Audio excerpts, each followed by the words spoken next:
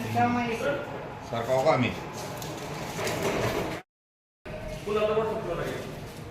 लगेच टाकतो.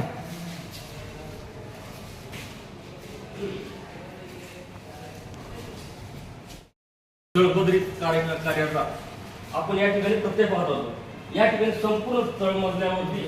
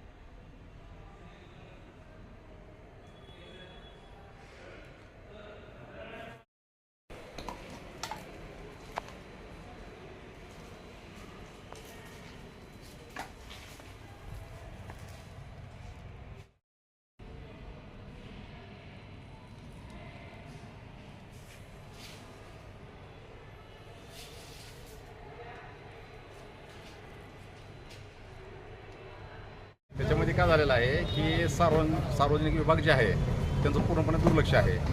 आपल्या उस्मान शहरामध्ये उस्मान जिल्ह्याला पहिल्यांदा म्हणजे अनेक उस्मानकरांच्या प्रयत्नानंतर तर वैद्यकीय महाविद्यालय चालू झालेलं आहे. सुंदर अशी इमारत पण आहे शासकीय रुग्णालयाची आणि वैद्यकीय महाविद्यालय ह्यातच चालू झालं असल्यामुळं आणि ह्या इमारतीचं पूर्ण देखभाल PWDकडे जाते, सार्वजनिक बांधकाम विभागाकडे. आणि पावसाच्या दिवसात असेल, उन्हाचा दिवस असेल किंवा इतर ऋतू असतील त्याची पूर्णपणे जबाबदारी सार्वजनिक बांधकाम विभागाची असते. आता कालच्या पावसामुळे जे पाणी आत शिरलं त्याला फक्त जबाबदार सार्वजनिक बांधकाम विभाग आहे. आणि सार्वजनिक बांधकाम विभागाचे जे इथले इंजिनियर आहेत, अभियंता त्यांच्याशी मी या संदर्भात वेळेस पण फोन केलेला आहे गैरसोयीबद्दल. त्यांनी मला मॅडमचा फोन दिलेला आहे, घोरपडे मॅडमचा फोन नंबर दिलेला आहे, पण घोरपडे मॅडम ही फोनच उचलत नाही. तर माझे ह्या माध्यमातून विनंती करतो की त्यांनी कमीत कमी इथं उपचार घेणारे गोरगरीब रुग्ण आहेत त्यांच्यासाठी येणारे औषध साठा वगैरे हा खूप मौल्यवान असा आहे. तरी जर पावसाच्या पाण्यामुळे जरी नुकसान होत असेल तर ह्याला जबाबदार कोण? तर ह्याला जबाबदार फक्त BANDC आहे, म्हणजे सार्वजनिक बांधकाम विभाग आहे. तर सामाजिक जे काय अधिकारी आहेत सार्वजनिक बांधकाम विभागातले तर ह्याला पूर्णपणे जबाबदार आहेत आणि त्यांनी आपली जबाबदारी. आज शासकीय रुग्णालय धाराशिव येथे सिव्हिल शासकीय रुग्णालयात पाहिलं असता आज या ठिकाणी पावसानं प्रचंड दुरावस्था झालेली पाहिली.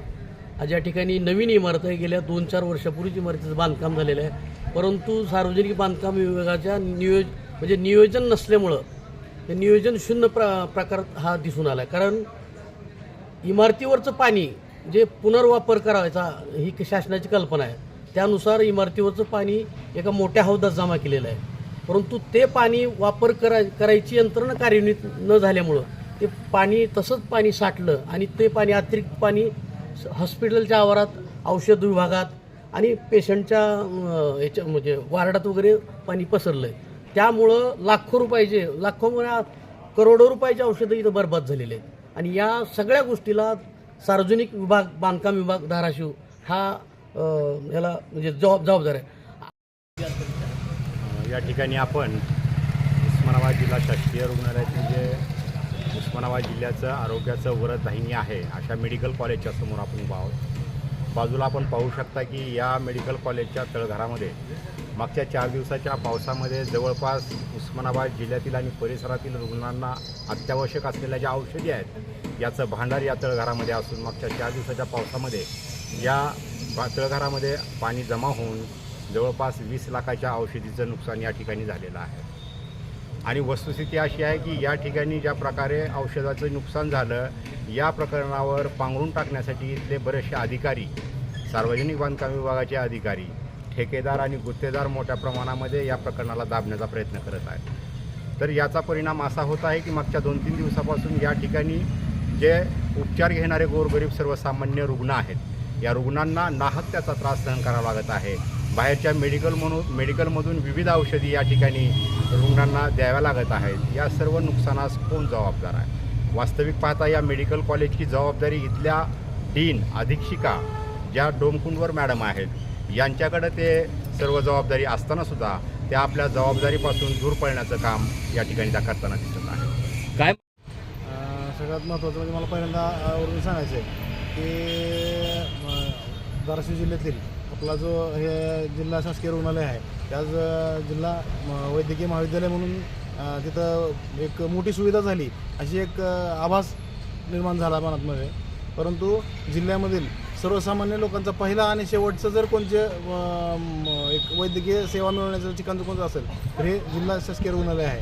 इथं अगोदरच ज्यावेळेस इलाजासाठी जिल्ह्यातून उपचार घेण्यासाठी लोक येतात त्यांना औषधाचा तुटवडा आहे, त्यांना अनेक अडचणी आहेत, औषधं वेळेवर मिळत नाहीत, त्यांना इंजेक्शन्स नाही ॲडमिट असलेल्या पेशंटला मिळत नाही, अशा अनेक तक्रारी सतत होतात आपल्याकडे. अनेक लहान बालकं दगावली गेली पाठीमागच्या 1-2 महिन्याखाली. हे सगळं प्रकरण घडत असताना ज्या औषधावर हे सगळे यंत्रणा टिकून आहे जिल्ह्याभरातील लोक या ठिकाणी पहिला आणि शेवटचा एक उपाय म्हणून या ठिकाणी येतात. त्या लोकांना ज्या औषधाची सुविधा इथं मिळायला पाहिजे होती खात्रीशीर, तर ती खात्रीशीर सुविधा किती सुरक्षित आहे हे आज इथं कळतं आहे. मला या ठिकाणी आवर्जून सांगायचं आहे की आपल्या इथं साधं एक घराचा बांधकाम परवाना काढायचा म्हणलं आणि एखाद्या प्रायव्हेट हॉस्पिटलचा बांधकाम परवाना काढायचा म्हणलं तर 2 प्रकारे, एक साधं एक जनरल परवाना असतो आणि एक विशेष परवाना असतो. आता एवढं मोठं वैद्यकीय महाविद्यालय आपल्या इथं आहे, याचा विशेष परवाना शासनाकडून ज्यावेळेस मिळतो त्यावेळेस त्याला पूर्ण स्ट्रक्चर ऑडिट करून घेतल्याशिवाय पूर्णत्वास याचा म्हणजे वापरासाठी परवानगी मिळत नाही. एवढं सगळं असताना जर समजा ती परवानगी मिळाली असेल तर हे पाणी तिथं गेलं कसं, ते स्ट्रक्चर ऑडिट यांनी करून घेतलं नव्हतं का, किंवा अर्धवट असतानाच इमारत ताब्यात घेऊन इथं हे वैद्यकीय महाविद्यालय चालू केलं आहे. औषधाचा ज्या ठिकाणी त्यांना सुरक्षितच्या पद्धतीनं त्यांना सुरक्षित ठेवलं जातं आहे. प्रायव्हेट हॉस्पिटल आपल्या मेडिकलमध्ये आपण जर गेलो तर तिथं काही विशिष्ट औषधं अशी असतात की त्यांना ते AC वातानुकूलित व्यवस्था करून ठेवावी लागते, तर ती तशी व्यवस्था असते. तशा काय व्यवस्था आपल्या इथं आहेत का?